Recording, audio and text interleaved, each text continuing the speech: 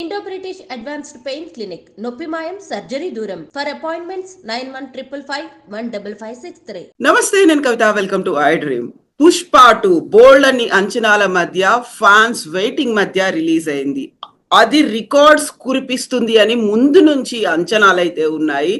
Release తర్వాత ఎలా అనిపించింది? ఫ్యాన్స్ అంచనాలను మించి ఉందా? రికార్డ్స్ బ్రేక్ చేయబోతుందా? బ్లాక్ బస్టర్ అవుతుందా? ఎలా ఉంది? మనతో పాటుగా ఉన్నారు film critic, senior journalist G R Maharshi గారు. మహర్షి గారు, నమస్కారం అండి.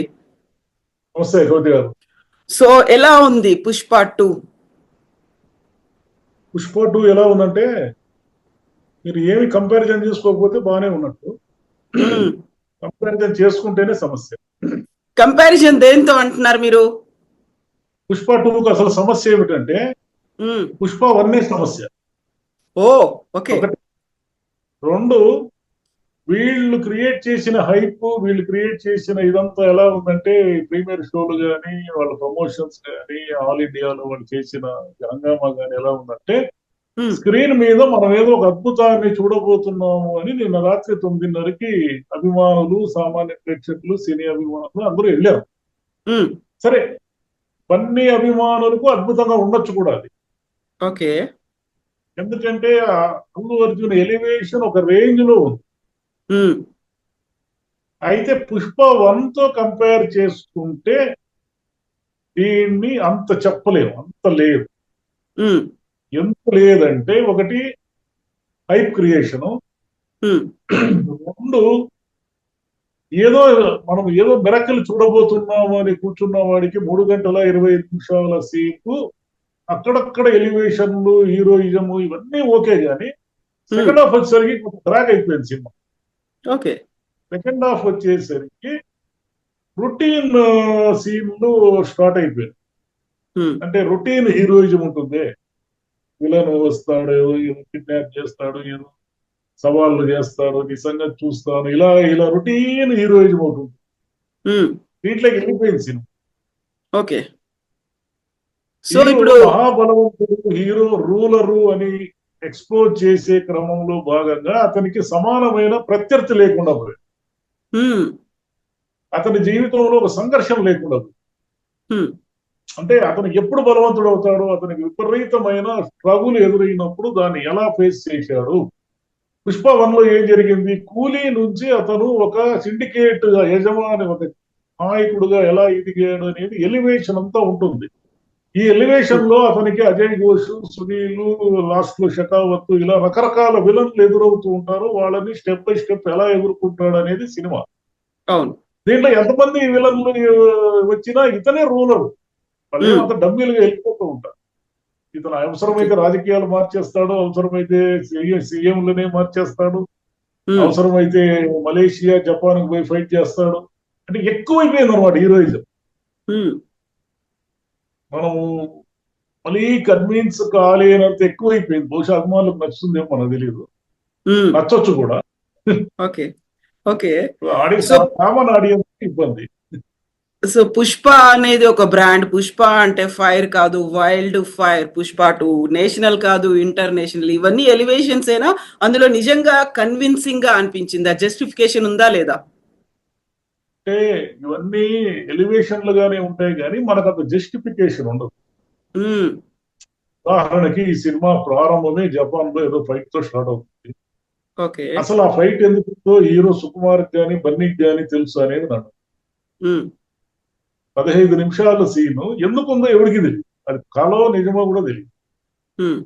అంటే కేవలం హీరో ఎలివేషన్ కోసము, హీరోని బ్రాండ్ చేయడము, హీరోని ఇంటర్నేషనల్ ప్రూవ్ చేయడం కోసము అన్కన్విన్సింగ్ అంటారే, అంటే మనకు నమ్మశక్యము కాని విషయాలు చెప్పడం, స్క్రీన్ మీద చూపించడం మొదలైతే కొంతసేపు చూస్తాము. కొంతసేపు మాక్సిమం ఫస్ట్ హాఫ్ వరకు కూడా చూస్తాం. సెకండ్ హాఫ్ కూడా అదే అదే అదే ప్రాసెస్ కొనసాగుతుంటే అది, అంటే వాళ్ళు ఎంత కొంచెం ఇన్నోవేటివ్ గా, ఎంత కొత్తగా, అంటే ప్రతి సీను ఒక ట్విస్ట్తో ఎండ్ అవ్వడం ఇలా ఉన్నాయి. పుష్పలో ఎండ్ అవుతుంది చూడండి, ఫ్లవర్ అనుకున్నావా ఫైర్ అని ఎండ్ అవుతుంది. అలా ట్విస్ట్తో సీన్స్ ఉంటాయి, కానీ అభిమానులకు గూస్ బంప్స్ తెప్పించే సీన్స్. కానీ అవే సినిమాని మొత్తం కాపాడుతాయంటే మనం చెప్పలేము.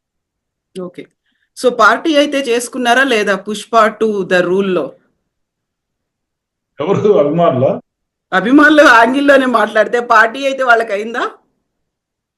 వాళ్ళకైతే మంచి పార్టీ, ఫుల్ పార్టీ. ఓకే. రాత్రి డ్యాన్సులు చేశారు, కేకలు పెట్టారు. నేను గుంటూరులో చూశాను. ఓకే. భాస్కర్ డీలర్ అనే థియేటర్ లో చూశాను. ఏకంగా ఒక అభిమాని ఆ గంగ జాతర వేషం వేసుకొని వచ్చారు. ఓకే. ఈ దుర్మార్గమైన విషయం ఏమిటంటే హాల్లో మంటలు వదులుతున్నారు. ఓ, ఎంత డేంజరస్ అది! ఎంత డేంజరస్ అండి అది! ఏదైనా పొరపాటు జరిగితే 200-300 మంది చచ్చిపోతారు. అవును కదా. కనీసం అంత పట్టింపు లేని తనం ఉంటే థియేటర్ యజమానులకైనా వాళ్ళది కూడా ప్రాణమే కదా. ఎగ్జాక్ట్లీ. సో ఫ్యాన్స్ కి అయితే ఒక పూనకాలు, ఒక జాతర సిచ్యువేషన్ అయితే థియేటర్లలో కనిపిస్తోందా? జాతరే. నిన్న 9:30 షోలు అయితే అసలు ఎక్కడ ట్రాఫిక్ జామ్ ఆ థియేటర్. ఓకే. సో మిగతా అంశాలన్నీ ఎలా ఉన్నాయండి? స్క్రిప్ట్ కావచ్చు, స్క్రీన్ ప్లే కావచ్చు, మ్యూజిక్ కావచ్చు, బ్యాక్గ్రౌండ్ స్కోర్ కావచ్చు, ఫైట్లు కావచ్చు, సినిమాటోగ్రఫీ, ఇవన్నీ. అంటే ఈ సినిమాకి బలము బలహీనత 2 అల్లు అర్జున్. ఓకే. ఈ సినిమాకి బలము బలహీనత 2 రైటింగ్. ఈ సినిమాకి బలము బలహీనత 2 సుకుమార్. ఓకే. ఇలా వాళ్ళే బ్యాలెన్స్ చేసేసారు మొత్తం అంతా అక్కడ. వాళ్ళే బ్యాలెన్స్ చేశారు. హీరో ఎలివేషన్ అనే దాన్ని దృష్టిలో పెట్టుకోవడం వల్ల హీరోకి సమానమైన ఒక విలన్ లేకుండా, ఓకే, అది ఒక పెద్ద మైనస్. అయితే అల్లు అర్జున్ సినిమాని మొత్తం 3 గంటల 20 నిమిషాల సినిమాలో దాదాపు 2 గంటల 50 నిమిషాలు ఆయనే మోస్తారు. మిగతా ఎవరికి సీన్ ఉండవు. ప్రతి సీన్ లో ఆయనే ఉంటారు. కాబట్టి ఆ సినిమాను మొత్తం మోసింది ఆయనే. అదే విధంగా రైటింగ్ లో కూడా ఏమిటంటే సెకండ్ హాఫ్ వచ్చేసరికి డ్రాగ్ అయిపోతుంది. ఓకే. మీరు ఒకే ఎలివేషన్ ని, మీరు ఒక మనిషిని ఇతను చక్రవర్తి, ఇతను కింగ్, ఇతను రాజు, ఇతను మహాబలశాలి, ఇతను మహాబలవంతుడు అని ఎన్నిసార్లు చెప్తారు? ఎక్కడో ఒక చోట ఆపాలి కదా, దాన్ని జస్టిఫై చెయ్యాలి. అది మిస్ అయ్యింది. అది రైటింగ్ లోనే మిస్ అయ్యింది. కాకపోతే అనేక సీన్లు ట్విస్టెడ్ గా, అనేక సీన్లు ఊహకందని విధంగా రాసుకోవడం అనేది రైటింగ్ బలం. ఓకే. సుకుమార్ బలం ఏమిటంటే ఆయన సహజంగానే కొన్ని సీన్లు బాగా తీస్తాడు. ఎమోషన్ కనుక కొంత గేమ్ ఆడింటే నెక్స్ట్ లెవెల్ ఉండేది సినిమా. ఓకే. ఆ ప్రమాదాన్ని అతను గుర్తించాడు, సెకండ్ హాఫ్ లో గుర్తించాడు.